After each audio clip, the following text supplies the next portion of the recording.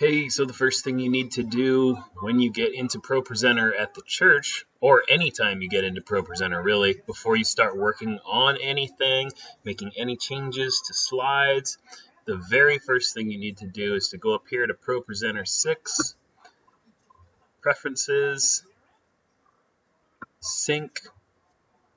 Make sure all of these are checked. Make sure that you have the Dropbox sync directory selected. It should all be that way automatically. Make sure, absolute sure, that you have sync files down from repository selected and that replace my files is checked. This should all except for this one should pretty much always be the same. All of these should already be checked and the directory should be correct. But the first time before you make any changes, it's really, really important that you sync files down from the repository.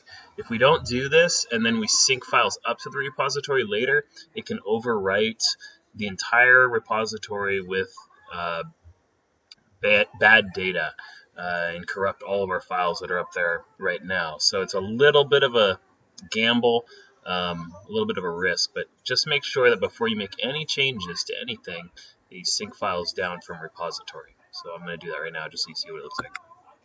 It'll just take a little bit, and if you're using a slow computer like this laptop from Uncle Jim, it's pretty slow, relatively speaking. This process can take a fair amount of time, but on a faster computer, like this one's relatively fast, and the one at the church is much faster. It shouldn't take too long. You won't be able to really do anything else until this finishes.